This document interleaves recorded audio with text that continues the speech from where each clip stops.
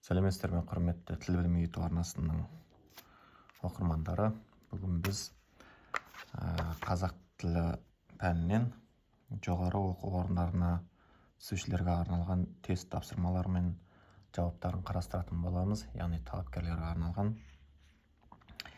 Егер ертең грант алғың келсе, бүгіннен бастап дайындал деген кітап.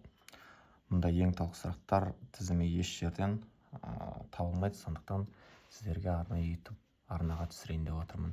Яғни мұның жауаптары бәрі бар түгел астында, бірақ мен сіздерге түсінікті болу үшін тек қана осында бірге белгілеп отыратын боламын. Сонымен ең бірінші сұрақ: қатаң дауыссыз дыбыс қайсысы дейді. Бізде қатаң дауыссыз дыбыс Ф және Ш. Сәл кеңірек көрсетейін. Келесі: көнерген сөзі бар сөйлемді көрсетіңіз дейді. Көнерген сөзі бар сөйлем бізде қорамсапқа қол салмай, ерлердің ісі бітер ме деген Махамбеттің өлеңі. Үшінші сұрақ: бізде жазылуы мен айтылуында өзгешелік байқалатын сөз қайсысы дейді. Жазылуы мен айтылуында өзгешелік байқалатын сөз бізде күрескер. Орыс тілінен енген РК, РГ, СК, КТ, КС, НК, НГ дыбыстарына біткен сөздерге қосымша қалай жалғанады? Қосымша жуан жалғанады, талғамай жалғана береді, қосымша жіңішке жалғанады, соңғы дауыссызы түсіп қалады, дәнекер дыбыстар арқылы жалғанады дейді. Бізде дәнекер дыбыстар арқылы жалғанады деген жауап болады екен. Келесі сұрақ: бізде қате жазылған сөзді табыңыз дейді. Бізде қате жазылған сөз әркім. Біз әркім деп айтамыз, әркім деп жазамыз. Қате жазылған сөзді табыңыз тағы да. Қате жазылған сөз тағы да бізде көмірді тасу.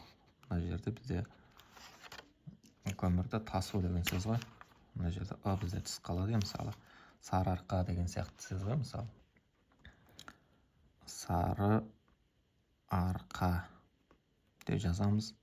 Сары арқа деп айтамыз. Мысалы,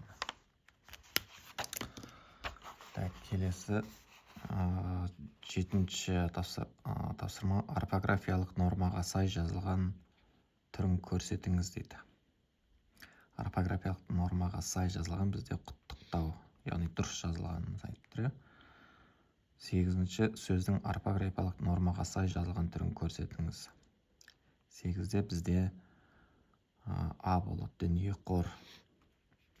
Дүниеқор, дүниеқор, дүниеқор, дүниеқор деген сөздер бізде орфографияға сай емес. Сайы бізде дұрыс жазылғаны осы.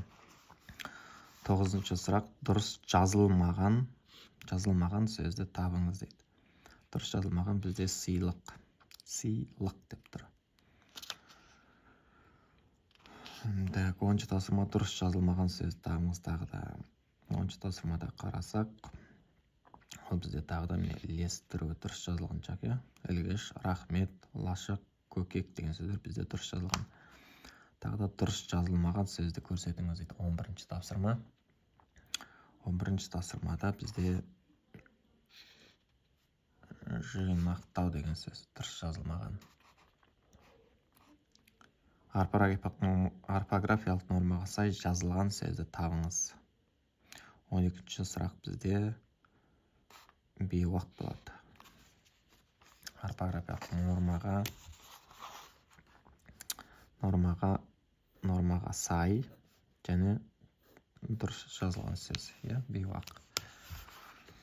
13: дұрыс жазылмаған сөз табыңыз дейді. Мына жерде бізге дұрыс жазылмағаны керек. Дұрыс жазылмаған сөз бізде адъютант деген сөз болады. 14: амоним сөздер табыңыз. 14-те амоним сөздер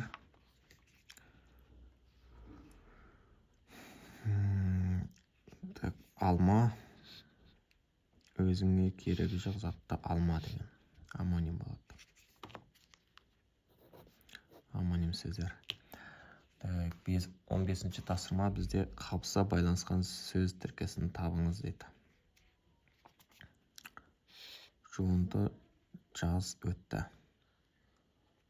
16-ші сұрақ бізде орфографиялық нормаға сай жазылмаған сөзді табыңыз. Сай жазылмаған. Сай жазылмаған деген сөз бізде күзі күні. Орфографиялық нормаға сай емес. Құрметті достар, көрермендер, осымен бізде бүгінгі бірінші сабақты қарастырдық. Енді келесі бізде екінші тест жұмыстары болады, соны қарастыратын боламыз. Бізде бірде жуан, бірде жіңішке болатын дыбыстар. Өздеріңіз бір жерге жазып алсаңыздар болады. Сосын қате қойылған тыныс белгілерін анықтаңыз дейді. Аз ба, көп пе, мысалы. Сосын бері гөрі берілген шылаулар алдыңғы сөзден қай септікте кешіңізді тамағым арқылы. Бері гөрі берілген шылаулар алдындағы сөздің қай септікте тұруын керек етеді дейді. Яғни бізде шығыс септігі. Шығыс. Келесі тест жұмысында кездескенше сау саламатта болыңыздар.